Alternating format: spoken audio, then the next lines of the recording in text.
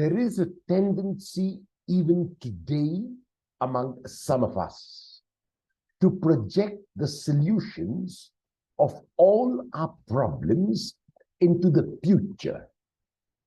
This may be termed as a pie in the sky when you die kind of theology.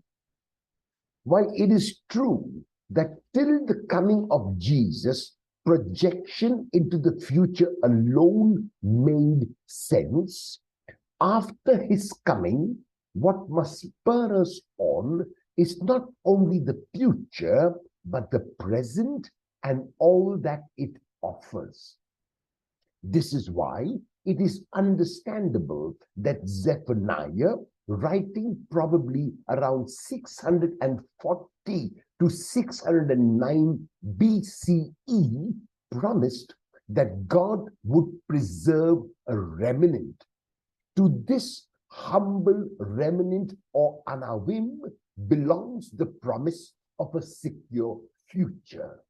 They shall pasture and lie down, and none shall make them afraid. This oracle announced the future realization of an ideal. However, in the case of Matthew, who is writing after the death and resurrection of Jesus, the secure future of Zephaniah is first present in the person of Jesus in a unique way, and secondly is also in the future. This means that the beatitudes that Jesus pronounces at the beginning of the Sermon on the Mount do not merely describe something that already is, but also bring into reality what they declare. They are a declaration of who disciples already are and who they must continue to be.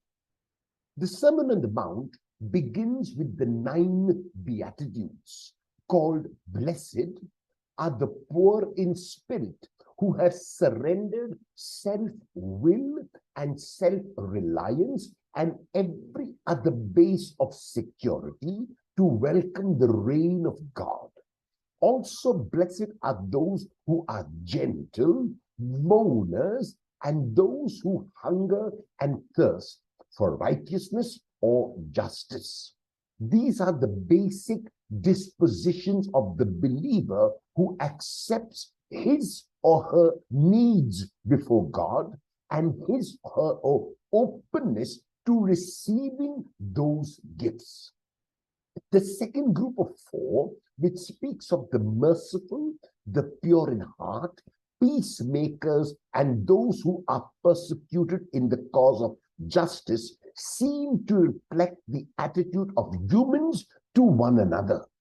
These identify with Jesus in his person and in his mission. In what many consider the 9th beatitude, Jesus speaks to his disciples directly. These are blessed even in the abuse and persecution that they will encounter because of their association with Jesus. In our country today, in these challenging times, the Beatitudes are so very true. It is as if Jesus is speaking today and asking us to stand firm in the midst of all kinds of persecutions, never to give up, never to give in. The key feature of blessedness is that it involves living a deliberately chosen and cultivated sort of life, which does not get involved in the power and violence of the world, and which, because of this fact, makes the ones living it immensely vulnerable to being turned into victims. That is the entire of the ethic as taught by Jesus in the Sermon on the Mount. If we then turn to the end of the eschatological discourse, Jesus' last discourse in Matthew chapter 25, verses 31 to 46, just before his passion, we find something similar at work. In the famous passage of the Last Judgment, the judgment is defined not in terms of belonging to this group or that group, of belonging to this dogma or that dogma, of believing in this creed or that creed. No, the judgment is presented in terms of the human relationship towards victims, those who hunger, thirst, the naked, sick, or imprisoned. Those who are rewarded are those who, whether or not they know anything of the world, which is blind to its victims, and have reached out to help them. It is here the crucified and risen victim, who is the judge of the world and to the world, is judged in the light of its relationship to the crucified and risen victim. For Matthew, the arrival of Jesus and his proclamation of God's kingdom create the conditions by which the world can be changed. The promise to the poor in spirit and those who are persecuted for justice that the kingdom of heaven is yours might better be translated as on your side or for you. The dispositions and actions praised by Jesus provide an alternate vision to contemporary destructive attitudes and trends which are so very noticeable today.